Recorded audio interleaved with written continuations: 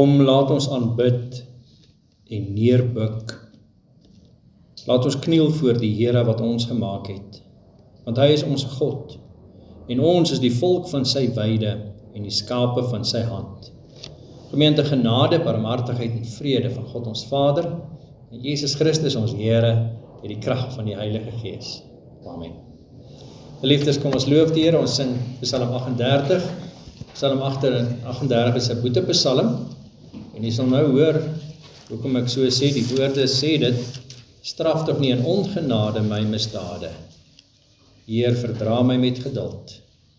Ons sing ook daar vers 2, en dan as die 2 bladsye aanblaai, na vers 17, sluit hierdie psalm af met hierdie woorde: wil my Heer in hierdie lewe nie begewe, wees nie ver van my gebed. Hoor die roepstem van 'n leider, o bevryder, wat my altyd uit wil red. Vers 1 en 2, en dan ook vers 17, Psalm 38.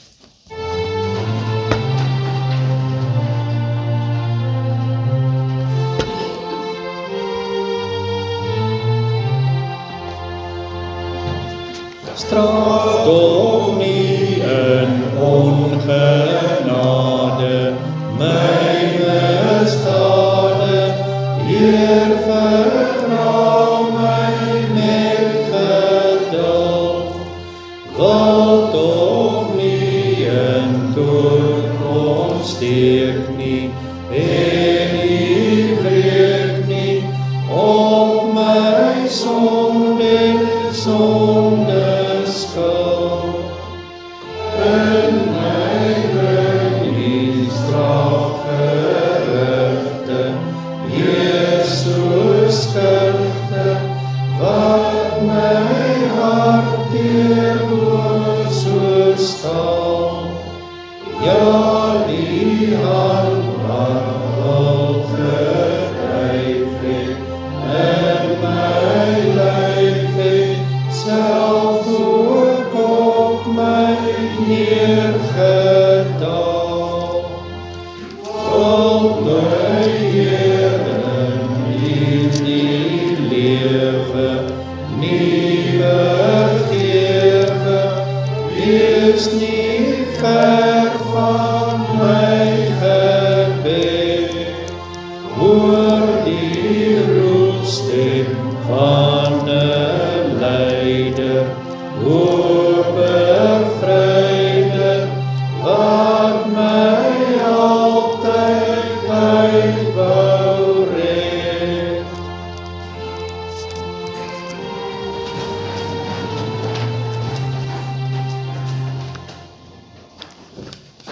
Jy kan blaai na Gesang 188, ons gaan daar net die tweede versie sing as skuldbelydenislied na die wet.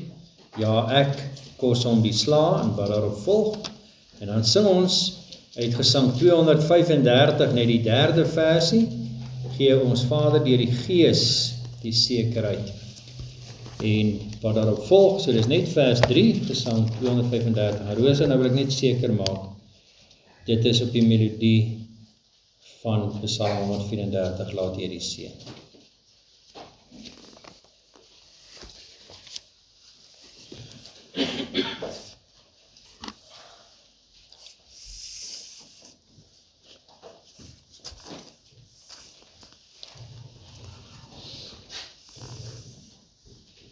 Dit word vir my al meer duidelik, hierdie samevatting van die Here Jesus van die 10 gebooie in Matteus 22 is nie net, dit gaan nie net oor die wet en die reëls en regulasies nie, dit is eintlik 'n toetssteen om vir jouself sekerheid te kry, is ek 'n kind van die Here?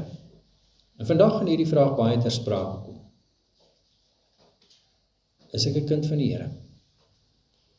En wat 'n mens sien is, hier was belangrike mense in daardie tyd, hulle is die Sanhedrin genoem, wat bestaan uit 2 groepe mense, bestaan uit die Fariseërs en die Sadduseërs. Fariseërs was die kerkmense wat die wet van die Here baie goed geken het, maar daar was geen liefde in hulle hart nie. So wat was die implikasie? As jy die Bybel baie goed ken, maar daar is geen liefde in jou hart nie, wat maak jy dan met die Bybel? Dan gebruik jy die Bybel om mense te slaan. Dan gebruik jy die Bybel om mense te oordeel, te sê, kyk hoe goed is ek, kyk hoe sleg is jy. En dis wat die Fariseërs gedoen het.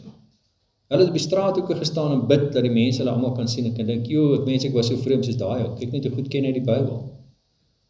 Of hulle het begin vas, as jy 3 dae nie kos geëet het nie, dan begin jou vel so skerp reuk afskyn. Nou staan hulle daar op die hoek van die straat, dat almal kan ruik, ek ruik hierdie ou vas, ek wens ek was so vreemd soos hy, dat ek sonder kos kon bly vir 'n ruk. Maar dit was skynheilig, daar was geen liefde vir die Here of vir mense in hulle harte nie. Nou die vyande was die Sadduseërs, dit was nou die ryk Jode gewees, en wie al die eiendomme en goed te behoort het, die sakemanne. En hulle het hulle eie teologie gehad, hulle het byvoorbeeld nie geglo in die lewe na die dood nie, en hulle het daaroor met Jesus probeer bewys hoe belaglik het is, maar Jesus het hulle skitterend geantwoord. En nou, moet jy weet, as hierdie twee vyande by mekaar kom, want hulle het 'n gemeenskaplike vyand, dan is dit Jesus wat onder die teiken geteiken word deur hulle. Dis wat ons nou lees in vers 34 van Matteus 22. En toe die Fariseërs hoor dat hy die Sadduseërs die mond gestop het, het hulle almal saam vergader. En een van hulle wetgeleerde het 'n vraag gestel om te versoek en gesê, Meester, wat is die groot gebod in die wet? En Jesus antwoord hom, jy moet die Here jou God lief hê, met jou hele hart, en met jou hele siel, en met jou hele verstand. Dit is die eerste en groot gebod, en die tweede wat hiermee gelyk staan, jy moet jou naaste lief hê, soos jouself. Aan hierdie 2 gebooie hang die hele wet en die profete.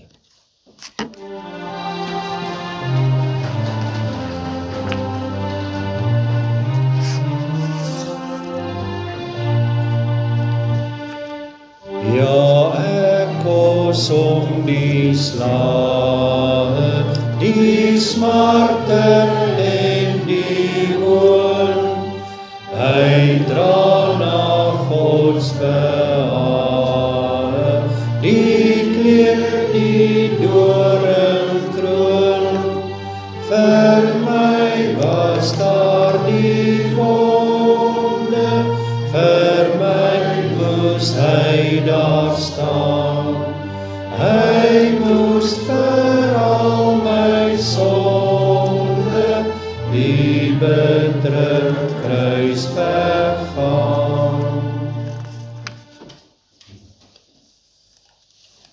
Geliefdes, as jy hierdie lied sing, met die wete, ek het in hierdie week wat verby is, nie liefde vir die Here uitgeleef in alle opsigte nie. Daar was tye wat ek my blaatant die wet van die Here oortree het. Daar was tye wat ek net eenvoudig maar liefdeloos in my hart was. Daar was tye wat my gedagtes God nie verheerlik het nie. Daar was tye wat ek moes optree en ek het nie. En wanneer jy na die Here toe kom, soos hierdie digter dit stel, sê, Here, ek besef, elke sonde wat ek doen,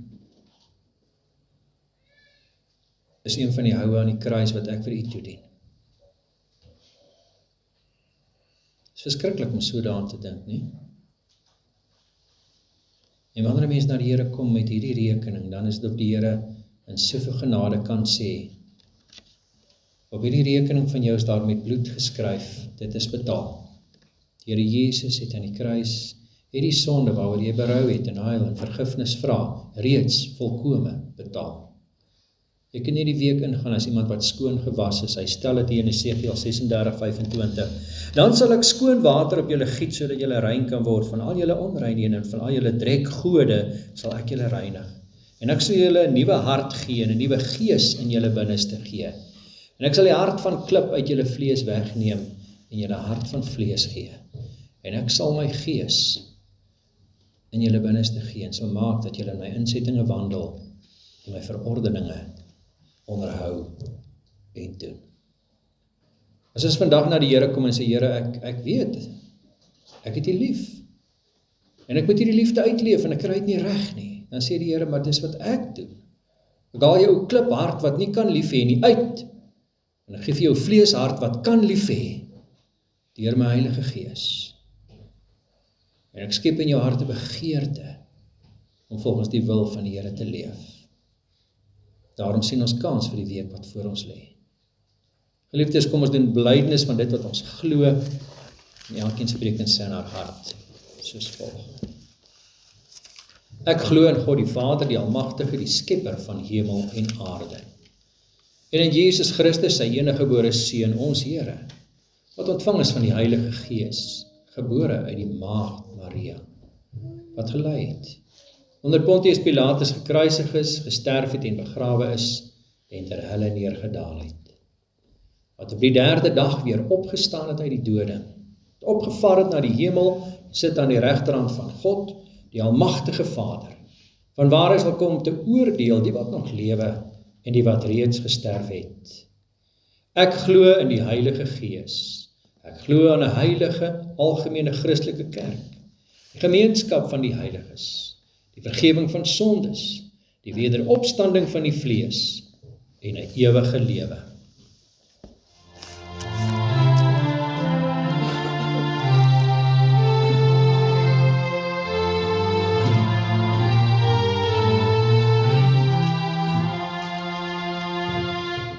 Gee ons, o Vader, deur u Gees, alles ons eie hart bevrees, die sekerheid deur Jesus bloed, is vir ons skuld voor u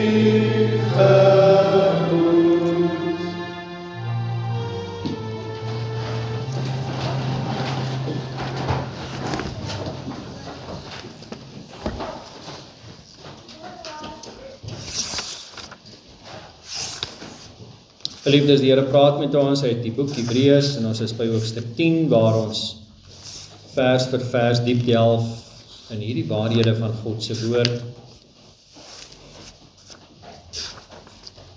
En dit is deel van ons voorbereiding op Paasnaweek.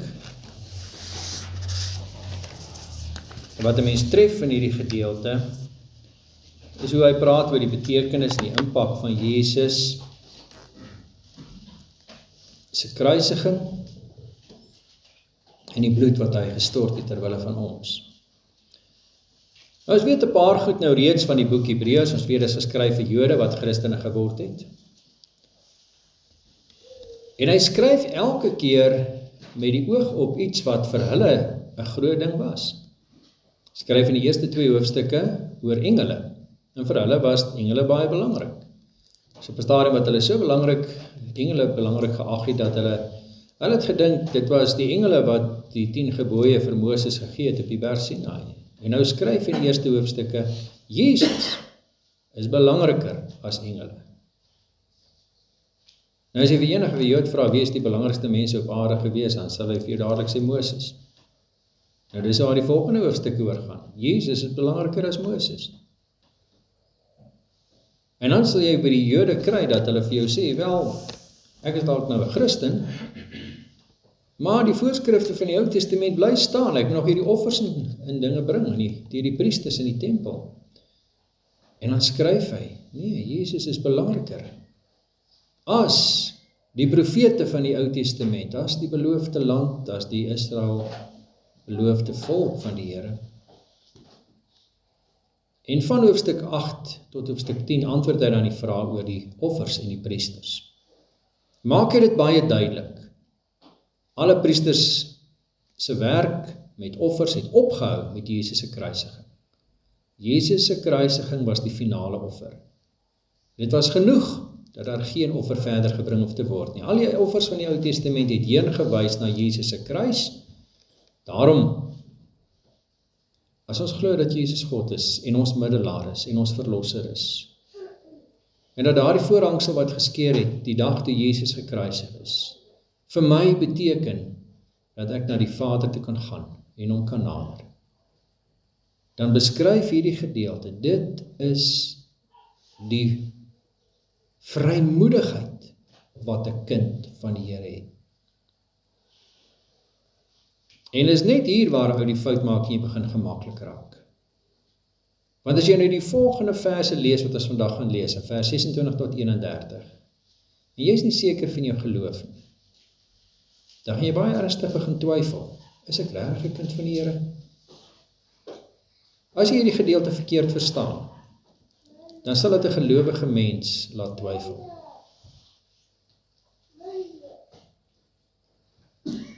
En die gevaar is ook dat 'n mens hierdie verse kan lees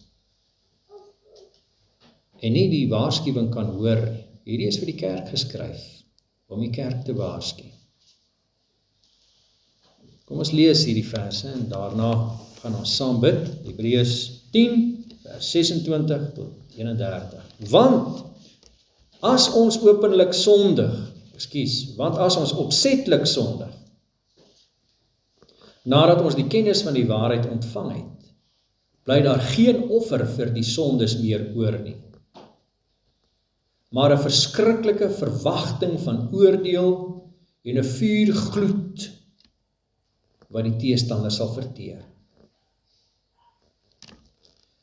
As iemand die wet van Moses verwerp het, sterf hy sonder ontferming op die getuienis van 2 of 3. Hoeveel swaarder straf dink julle sal hy verdien wat die Seun van God vertrap het en die bloed van die testament waardeur hy geheilig is onrein geag en die gees van genade gesmaad het?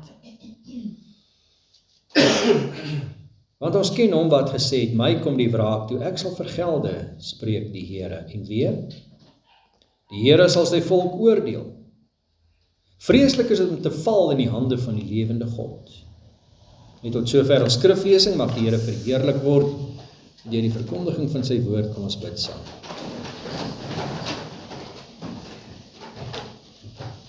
O Vader in die hemel, ons dank U vir reën wat geval het, en dat U in genade U ook so ontferm en gebede hoor. Ons dank U Here dat U sorg vir veld, plant en dier, en dat die genade ook so groot is, dat die woord die reën is wat in ons harte val, en nuwe lewe gee. En ons gebed is, Here, dat die woord sal wortel skiet in ons harte, en sal deel word van ons manier van praat en dink en optree en doen, van ons begeertes, ons ideale, ons drome, en dat dit alles vanuit die woord sal uitspruit en U sal verheerlik. Want Here, ons kom na U as sondaar mense, die bewus daarvan, dat ons in soveel opsigte, so maklik, met 'n liefdeloosheid in ons hart optree. Here, mense sien dit raak in ons ongeduld. Geef ons, Here. Ons kom na U as sondaar mense wat die genade nodig het. Maar dit is so maklik, Here, dat ons kan arrogant raak en kan dink ons kan van die eise stel aan U. Vergeef ons, Here. Ons dankie vir die woord wat lewendig en kragtig is. Here, U weet hoe lief ons is, dat dinge ons aandag aftrek van U. U spandeer baie tyd en geld en energie aan dinge wat nie U verheerlik nie. Vergeef ons, o Here. En wil U gee dat ons in hierdie paar minute wat ons nou saam sal fokus daarop, om te verstaan wat U vir ons sê, en nou gesê daarvolgens te leef. Dat hierdie gedeelte wat ons nou gelees het vir ons sekerheid kan gee, geloofsekerheid en 'n vrede wat alle verstand te bowe gaan. En dit is verskriklike woorde, Here, wat U hier uitspreek en van ons gee. Dit is 'n verskriklike waarskuwing wat ons ter harte moet neem. Help ons, Here, om dit ernstig op te neem. Ons vra dit in die naam van Jesus, ons verlosser. Amen.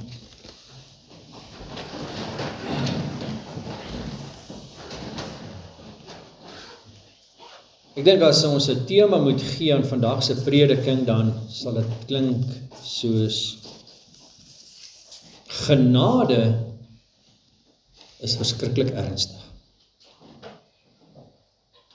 Genade is vreeslik ernstig. Want 'n mens dink so maklik oor genade as iets saggies en teer, wat liewe Jesus vir ons gee, en jy besef nie, regtig, wie is die God wat jou genadig is nie. Hy waarsku vroeër in hierdie boek, as ons bietjie terugblaai na Hebreërs hoofstuk 3, dan sien ons hoe hy hier ook reeds met die kerk praat, en hy waarsku in Hebreërs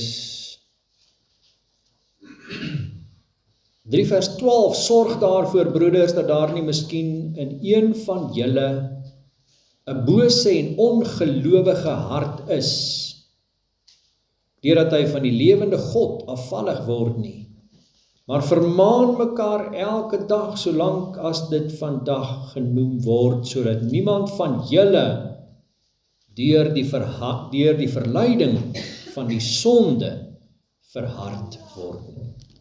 Dis dieselfde boodskap wat ons lees in hierdie verse van ons skrifgedeelte in Hebreërs 10 vers 26 tot 31. Hy praat met die kerk. En hy is bekommerd hieroor, dat daar mense in die kerk sit. Hy sê, een van julle, in hom of in haar kan daar 'n bose en ongelowige hart wees, omdat hy of sy van God afvallig word, en vers 13, hulle harte verhard. Blaai ons nou aan na hoofstuk 6, dan sien ons op die volgende bladsy ook dit. Hierdie waarskuwing wat die Here gee vir sy kerk. Hy sê in vers 4, want dit is onmoontlik om die wat eenmaal verlig geword het, en die hemelse gawe gesmaak het, en die Heilige Gees deelagtig geword het, en die goeie woord van God gesmaak het, en die kragte van die toekomstige wêreld, en afvallig geword het, om weer tot bekering te vernuwe, omdat hulle ten opsigte van hulself die Seun van God weer kruisig en openlik tot skande maak. Dit is 'n verskriklike waarskuwing, maar dit is ook 'n gedeelte wat ons reg moet verstaan, want dit kan vir gelowiges laat twyfel, en dis nie hoekom dit geskryf is nie. Hierdie gedeelte is geskryf juis as 'n waarskuwing vir die kerk, en 'n groter waarskuwing vir kerkmense, wat in die kerk sit, en wie se harte nie dit is wat die Here Jesus gesê het, vir daardie skrifgeleerde wat ons in Matteus 22 gelees het. Die vraag is, hoe weet ek of 'n kind van die Here is? En die antwoord wat die Here Jesus gee is eenvoudig, jy het Jesus lief.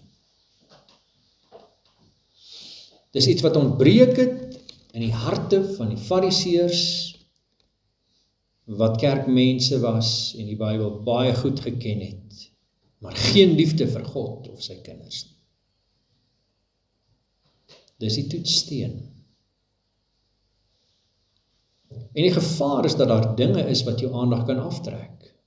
En hy praat baie ernstig met hierdie Jode in die kerk om vir hulle te waarsku. Oppas.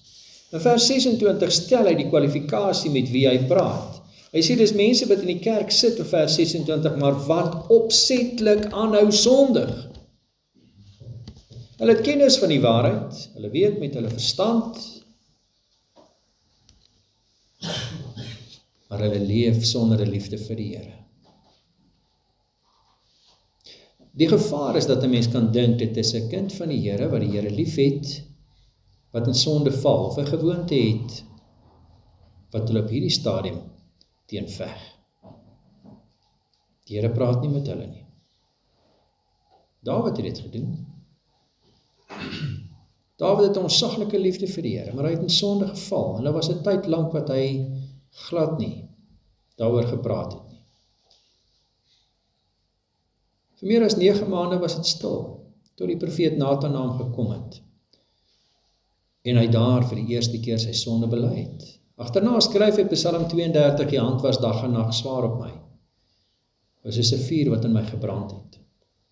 En dit is goed, dat hierdie vuur in jou brand, hy beskryf dit, in vers 27, as die vuur gloed.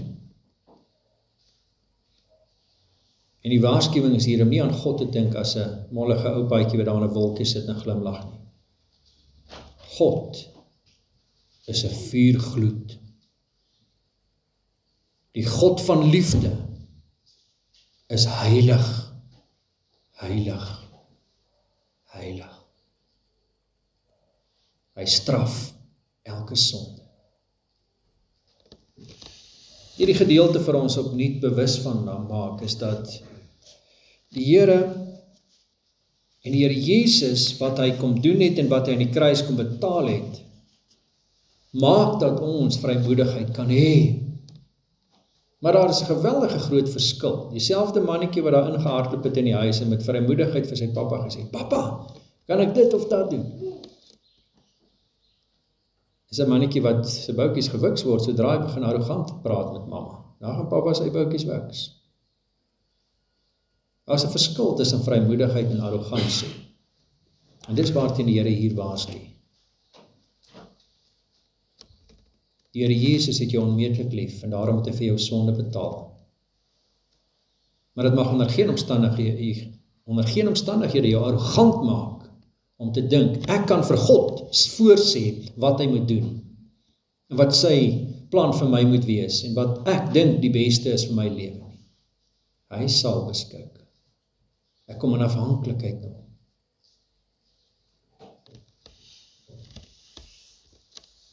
Dit is aangrypend as hierdie gedeelte sê, dit is 'n verskriklike verwagting van oordeel wat iemand het wat Jesus Christus verwerp.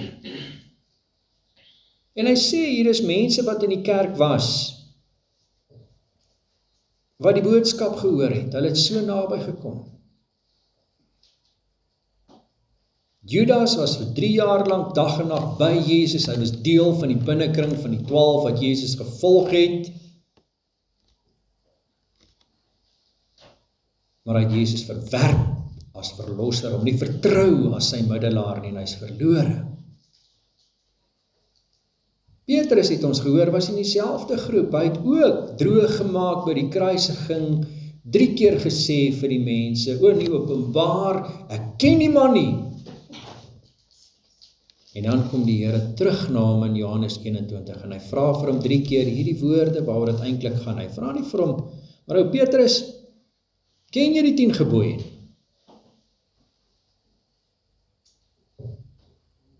Hy vra nie vir hom, ken jy die leer van die uitverkiesing of regverdigmaking nie, hy vra nie vir hom, hoe lyk jou kerkbywoning, hy vra nie vir hom, wat was jou bydrae nie. Hy vra nie vir hom, hoe ver het jy nou al gelees in die Bybel nie, hy vra vir hom een ding, hy sê vir hom, Simon, seun van Jona, het jy my lief? Dis die toets. As ek 'n kind van die Here en die vraag is, het jy Jesus lief? En 3 keer sê hy, ja Here, U weet dat ek U lief het. En elke keer gee hy vir my opdrag, jy het 'n werk in my kerk, gaan lei my skape, pas hulle op. Maar hy kom weer en hy vra vir hom, Simon, seun van Jona, het jy my werklik lief meer as hulle hier? Hy sê, ja Here, U weet alles, U weet dat ek U lief het. Maar die Here los hom nie daar nie, hy stuur vir hom weer en hy sê, jy het 'n werk in my kerk, 'n plek om hier vol te staan. En die 3de keer as hy hom vra, Simon, seun van Jona, het jy my lief? Waar sou Petrus uit van trane?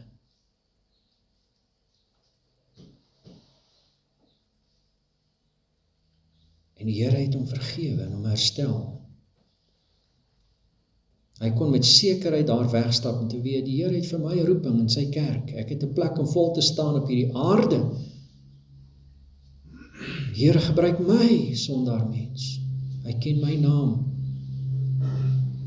Hy het my lief, so lief dat hy vir my sonde betaal het en wat hy van my vra,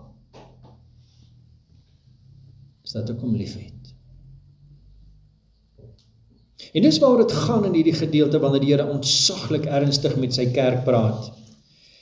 En hy gee 'n uitvoerige beskrywing van vers 28 tot 29 oor die groep mense met wie hy hier praat, en ons elkeen met onsself daaraan toets, is ek dalk van hierdie groep waarvan die Here Jesus hier praat, vir wie hy sê, daar geen offer meer oor is nie.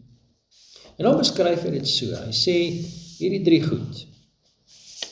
Nommer 1, is iemand wat die Here Jesus vertrap as middelaar en verlosser.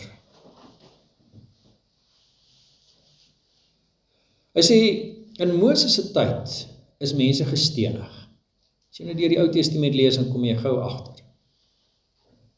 Die Israeliete is besig om die land in te neem, Die Here het vir hulle gesê, hulle moet die mense met die banvloek tref, dit is die Here se straf op al hierdie volke wat hom verwerp, hulle is die Here se swaard, wat die oordeel moet vel, en dan is daar ouetjie wat goed in sy sakke druk.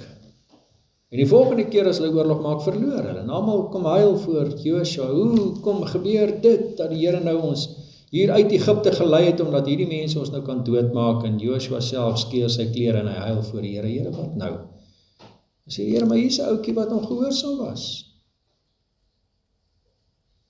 En wat hulle toe moes doen, en ek dink dit was ontsaglik swaar vir baie mense. Hulle moes daai man en sy vrou en hulle kinders, en elke bok en skaap en donkie en kameel wat hy het, die klippe doodgooi. Hoekom? Want 'n heilige God soek 'n heilige volk wat in heiligheid ongehoorsaam is. En as ons dit ligtelik beskou, dan staan ons in die oordeel van die Here soos ons verdien. Was dit wreed gewees? Ek moet myself afvra. Dis die straf wat ek verdien, wat elke dag God se eer aantas. En as jy dink, dis erg. In die ou verbond. Dink jy in die nuwe verbond gaan die straf minder wees vir iemand wat Jesus verwerp? Hy sê, hoe groter die genade van God is volgens die nuwe verbond, hoe groter is die straf van iemand wat Jesus bespot en hom vertrap, wat mens geword het, en aan 'n kruis jou sonde kom betaal het, en jy dink is goedkoop. Jy dink is iets ligtelik. Jy bly maar stil as mense daaroor praat en spot daaroor. En ek was daar, waar mense Jesus spot. Sê, ja, hulle glo nou dalk in God, maar hierdie Jesus, jy staan daar, jy bly staan. Jy besef nie, hoeveel swaarder straf is daar vir die wat Jesus vertrap, wat met sy bloed die mensdom kom red het. Die tweede ding wat hy sê is dat hierdie bloed van die Nuwe Testament, van die Nuwe Verbond, jy word daarmee geheilig en jy ag dit nie heilig nie. Jy maak dit goedkoop. Jy gaan maar net aan en leef soos 'n heiden, asof die Here nie so duur vir jou betaal het nie. Jesus het die finale groot goddelike offer gebring aan die kruis, wat alle offers nou finaal tot 'n einde bring. Hy is soos 'n misdadiger behandel, gemartel en uiteindelik die volle toorn van die Vader op homself geneem in my plek. En jy dink is nie so ernstig nie. Ek moes maar aangaan met hierdie sonde, die Here moet mos genadig wees. Dis sy werk. Nee my maat, jy het nie idee met wie jy speel. Hy sê, iemand wat die Heilige Gees beledig, wat die Heilige Gees smaad, dit is die sonde teen die Heilige Gees wat beskryf word deur Jesus in die evangelies. En die vraag is, maar kan 'n kind van die Here dit doen? En die kort antwoord is nee. 'n kind van die Here het die Here lief. 'n kind van die Here kan nie die sonde teen die Heilige Gees doen en verlore gaan nie. 'n kind van die Here kan nie uit die genade val nie. Dawid het dit ervaar. Hy het ver geval. Hy het in sonde geleef vir maande lank. En dit het gebrand soos 'n kool in sy hart. Totdat hy vir Jonathan gesê het, ek het teen die Here gesonde. Die profeet Nathan wat hom konfronteer en sê, jy is die man. En hy huil oor sy sonde en die Here sê, jy sal nie sterwe nie. Jy sal vergewe. Was daar gevolge? Daar was ontsaglik gevolge vir Dawid gewees. Maar hy het nie uit die genade uitgeval nie.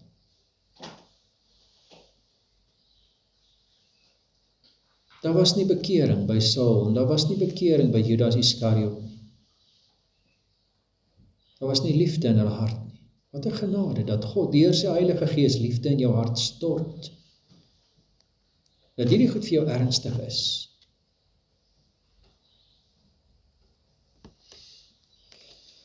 Hy sê en hierdie is woorde wat in die Bybel staan om ons as kerk vandag 'n realiteitstoets te gee. Die Engelse woord is 'n reality check. Te kyk, waar staan ek? Jy dink oor genade en jy dink dis lekker en jy besef nie dis duur nie. Hy sê in vers 30, want ons ken hom wat gesê het, my kom die wraak toe, ek sal vergelde, spreek die Here. Nou laat Deuteronomium 32 vers 35, waar hy met die Israeliete praat en vir hulle sê, ek is die God van wraak. Psalm 94 praat oor God as die God van wraak. As jy vasgevang is in 'n liewe Jesus teologie, is dit 'n realiteitstoets wat vir jou sê, nee my maat, hierdie God is nie jou maat nie. Hy is die God van wraak. Hy sê hier, ek sal my volk oordeel wat teen my sondig.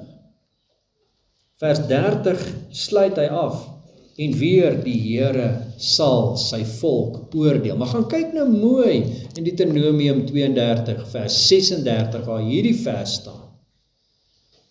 En wat hy daar sê is nie dat die Here gaan jou pak slaag gee as jy stout is nie. Wat hy daar sê is, as mense teen jou onreg doen, is die Here die regter. Ons leef in 'n tyd waar mense so maklik dink, kyk hoe gaan dit? Dis nie korrupsie. En ons kom daarmee weg. Moord, plaasmoord, marteling, en hulle kom daarmee weg. Hierdie gedeelte sê hulle kom nie daarmee weg nie. Daar's 'n regter wat op pad is.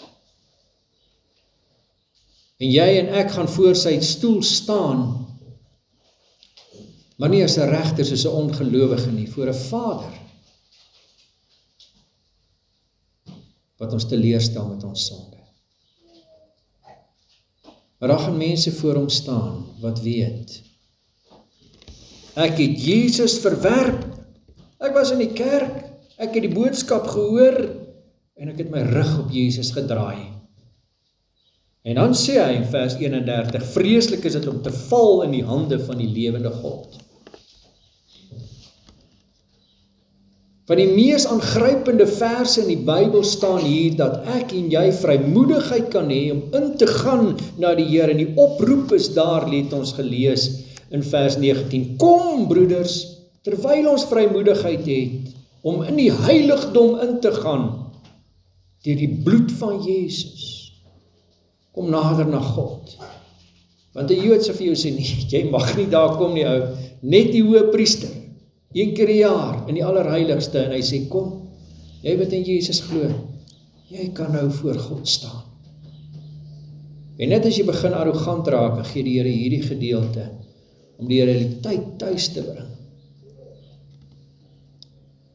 As jy weet van Jesus, maar daar is geen liefde in jou hart vir hom nie, wees gewaarsku. Jy dink, dit was erg in die Ou Testament, toe mense met klippe doodgegooi is, dis niks. 'n vergelyking met hulle wat in die hande van die lewende God val, wat hulle oordeel. Wat is die implikasie van hierdie gedeelte vir jou en vir my? Jy moet weet, moenie dat onreg jou van stryk bring. Ek dink, daai ou wat my so skade gedoen het, en soveel van my gesteel het in soveel opsigte, en wat my beroof het van my vrede. Gee hom vir die Here. Moenie dat dit nes maak in jou kop nie. Want die oomblik as daai goed jou pla en jy loop met hierdie wraakgedagtes in jou hart en jy dink, ek sal daai ou dan regtig wil. Die Here kan dit beter doen as jy. Gee hom vir die Here. Die Here sal hom regverdig straf vir jou en vir daardie kwaaddoener. Gee hom vir die Here. Leef in vrede. Moenie dat dit nes maak in jou kop nie. Dit beteken vir jou en vir my vandag, as jy die stem van die Here hoor vandag, moenie jou hart verhard nie. Jy besef, ek ken die Here, maar ek's nie op sy pad nie. Draai om. terwyl daar genadetyd is. Dawid het omgedraai. Dit was absoluut die moeite werd om voor die hele volk te sê, ek het teen die Here gesondig. Al die res van sy lewe betaal aan die gevolge. Daar is rus in God se geregtigheid. Hy maak jou sy kind. Jy kan nie die plek in die hemel verdien nie, maar bekleë jou met God se geregtigheid, met Jesus se geregtigheid. Dit is 'n vuurvaste hemp wat jy aan het. Wanneer die pyle van die duiwel kom en wat jou wil laat twyfel of jy regtig 'n kind van die Here is die antwoord ja, Here, ek het U lief. En hierdie liefde van God beskerm my hart teen enige twyfel wat Satan in my hart probeer saai. En wat die Here hier vir sy kerk sê is volhard in die geloof, vertrou die Here, moenie terugdeins nie. Die Here maak jou wat in Jesus glo as saligmaker en verlosser, sy kind, en gee jou die ewige veiligheid. Maar moenie die kruis hanteer as iets goedkoop nie. As mense vir jou vra, hierdie Jesus wat jy aanbid, wie sê hy? Ek wil hom ook aanbid. Moenie hom voorstel as iemand vir wie jy sal Jesus die grootste guns doen as jy net in hom glo en sy kind word nie. Jy moet besef, jy haal vandag asem op aarde, net omdat God selfbeheersing het. Jy moet onthou, jy kan vandag in hierdie kerk sit en hierdie boodskap hoor, net omdat God sy straf en sy toorn terughou van hierdie wêreld. Jy moet onthou, dat Jesus die weerlig afleier op jou dak is, wat die toorn van God dra, sodat jy dit nie hoef te dra nie. Amen, kom ons bid saam. O Here, daar is so fyn lyntjie. Dis in hierdie vrymoedigheid wat ons het om kinderlik aan U vas te hou en opgewonde en bly te raak oor die genade in ons lewens. En 'n arrogansie waar ons sê, Here, maar U moet.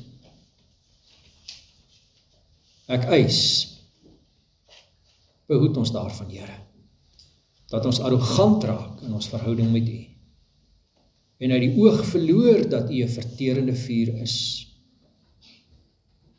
En daarom kom ons met groot respek en diep ontzag vandag opnuut onsself aan U wy en sê, hier is ek, Here, hier is my hart.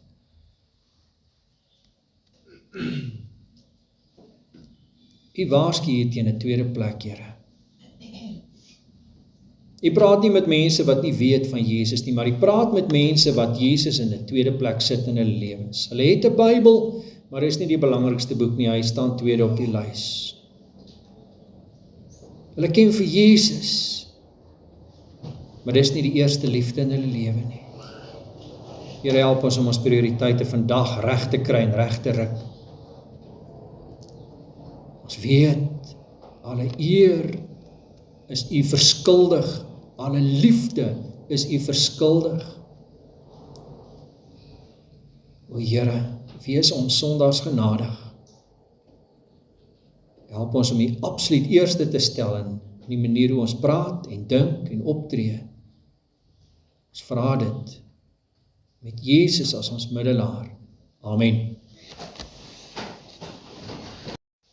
Psalm 3:6, Jesus wat my lief het, Heer, laat my veilig by U skuil. Wat daarop volg vers 2, ek kom na U hulpeloos. Daar's geen ander toevlug nie. Klein is my geloof en broos, maar ek weet, net U kan troos. O my Heiland, U sal hoor. U sal my teen kwaad beskut. Deur die duister gaan U voor, as ek telkens moet verloor.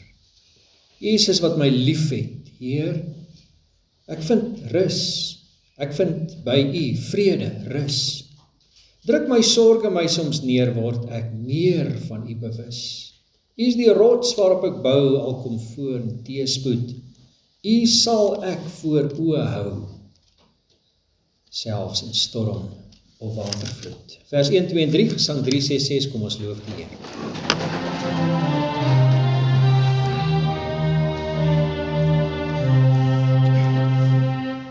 Jesus, wat my lief het, Heer, laat my veilig by U skuil. Kyk die waters wind en weer, ruik en ruk en trek my neer. Help my heilig, ag ek vrees, oor die woestyn winde huil. U beskerm my swakke vlees, laat my lewe vrede wees. Ek kom na U hulpeloos, was in hande droevig nie. Tydes my geloof en loos, maar ek weet net U kan troos. O my Heiland, U sal hoor, U sal my teen water skel. Deur die duister gaan U voor, as ek telkens moed verloor.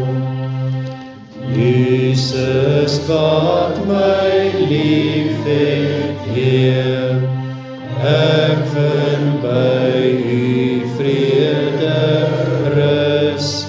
Druk my sorge, my soms neer, word ek meer van U bewus. U is die rots waarop ek bou, al kom voor en teëspoed. U sal ek voor oë hou, selfs in storm en watervloed.